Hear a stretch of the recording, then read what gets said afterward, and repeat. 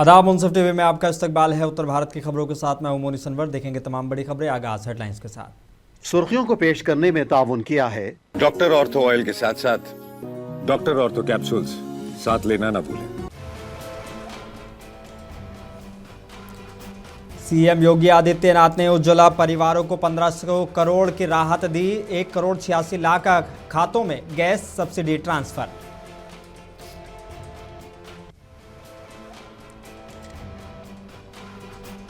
CM Pushkar Singh Dhami ने 147 करोड़ की योजनाओं का किया लोकार्पण। नैनीताल जिले को विकास की नई रफ्तार।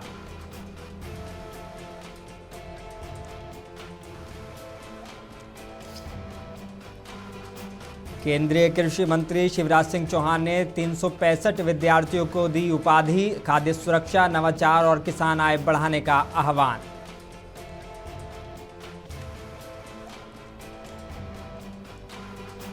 डेप्यूटी सीएम ब्रजेश पाठक ने प्रबुद्ध सम्मेलन में की शिरकत। राष्ट्र निर्माण में प्रबुद्ध वर्ग की अहम भूमिका को बताया अहम।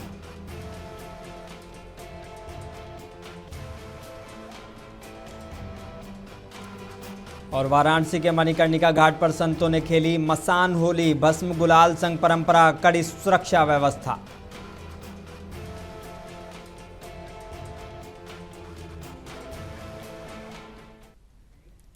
आगाज करेंगे कुछ अहम और बड़ी खबरों के साथ। होली के पावन मौके पर उत्तर प्रदेश सरकार ने उज्ज्वला परिवारों की बड़ी राहत दी है।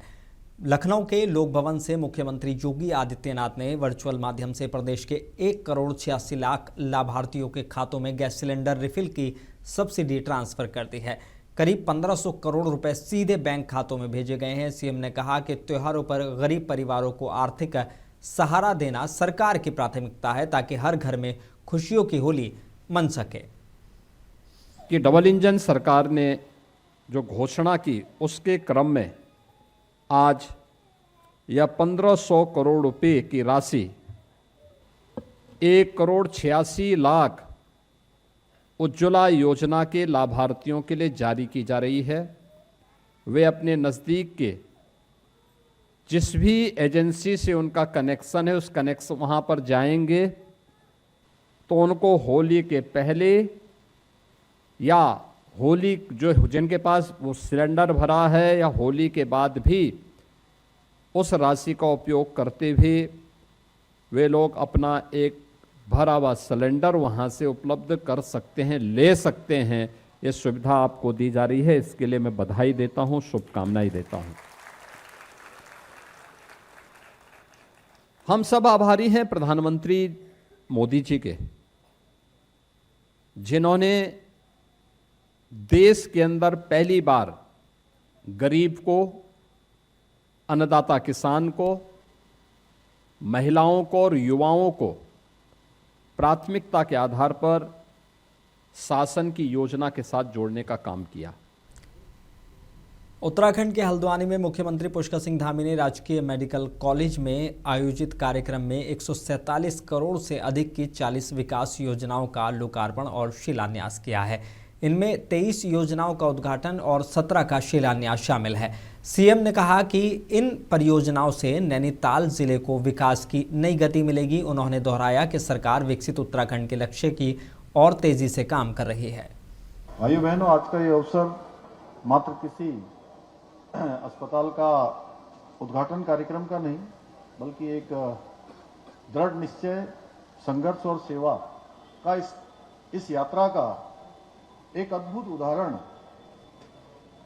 PSP multi super speciality hospital एवं रिसर्च सेंटर का शुभारंभ सच में समाज के प्रति एक समर्पित ऐसे परिवार की कहानी है, जिन्होंने अपने कर्मों से, अपने मूल्यों से, अपने परिश्रम से और बहुत साधारण पृष्ठभूमि से आकर इसको साकार करने का काम किया है। और इसके लिए मैं विशेष रूप से इस संस्थान के संस्थापक और बागेश्वर जनपद के गागरी गोल गांव से निकलकर यहां तक की यात्रा करने वाले श्री जगदीश सिंह पिमोली जी को बहुत बधाई देता हूं, उनके पूरे परिवार को बधाई देता हूं। और उनकी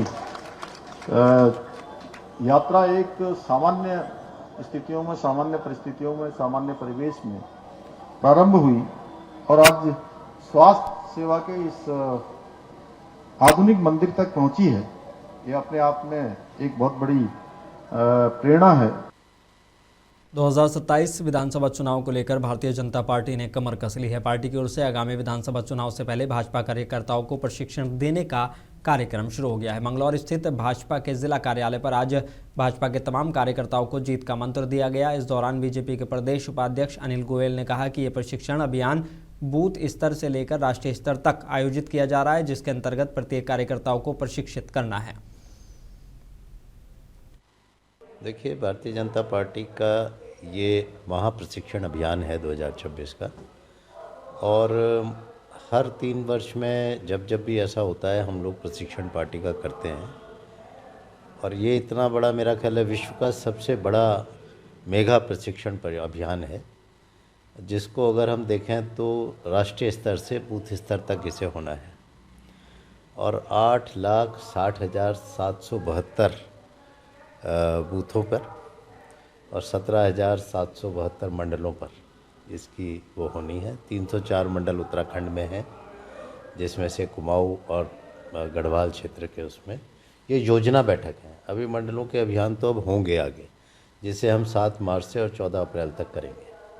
और योजना उसकी कैसे होनी है, कहाँ कहाँ पर कब कब होंगे, किस किस विधानसभा के किस किस मंडल में ये होंगे, सभी मंडलों में 304 मंडलों में इसको प्रशिक्षण को दिया जाएगा।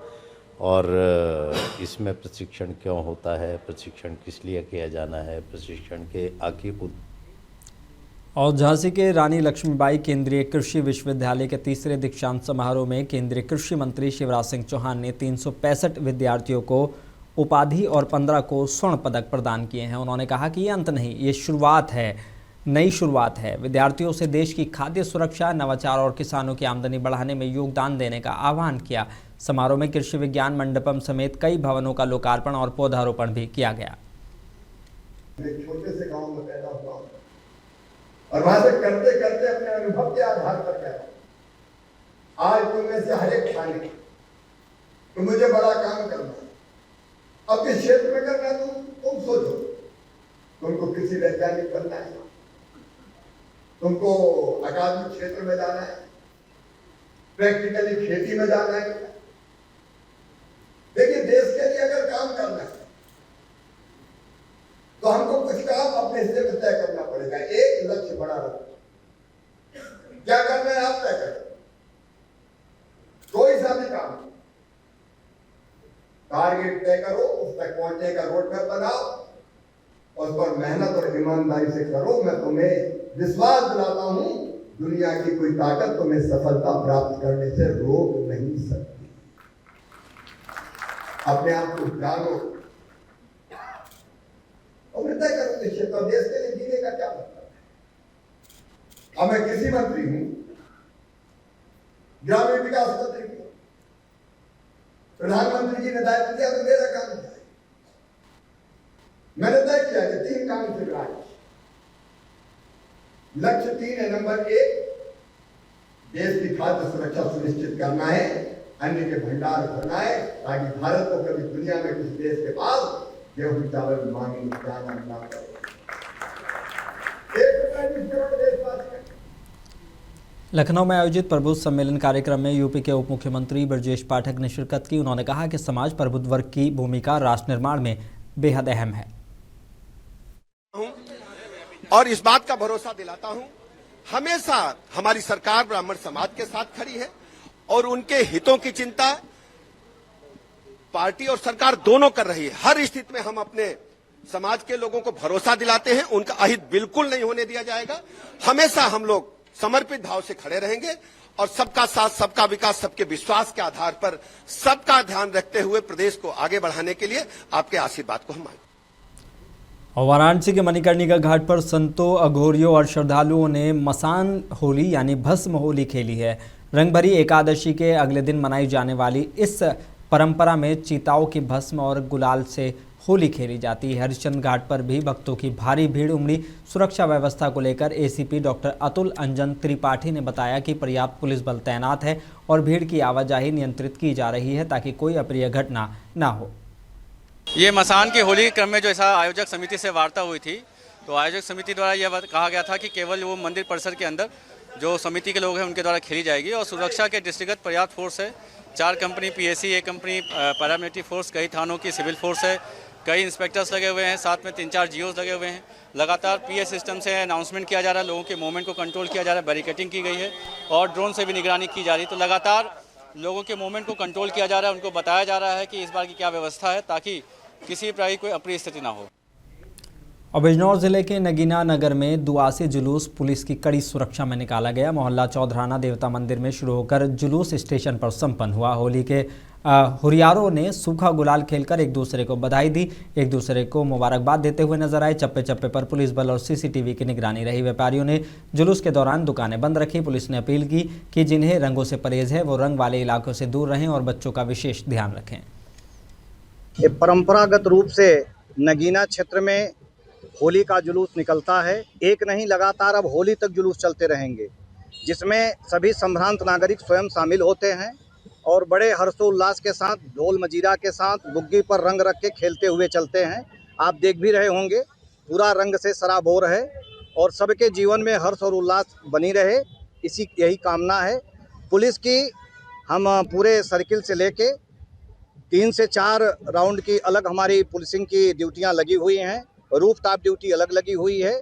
किसी प्रकार किसी भी अराजक तत्व को कोई भी गलत चीज़ करने के लिए हम छूट नहीं दे सकते और पूरा त्यौहार सकुशल संपन्न होगा। यहाँ भाईचारा हिंदू मुस्लिम का है और मोहब्बत के साथ सब लोग शरीक होते हैं और किसी तरह का कोई विवाद नहीं है और कभी कभी मनमुटाव होता भी है तो आपस में बैठ के हम लोग सुलझा लेते हैं। पुलिस का काम बहुत अच्छा चल रहा है, किसी को कोई आपत्ति नहीं, किसी को कोई दिक्कत नहीं है। हाँ नहीं, इससे पहले भी रमज़ान में होली आई है, कोई दिक्कत कभी नहीं हुई, बल्कि एक मोहब्बत का पैगाम है।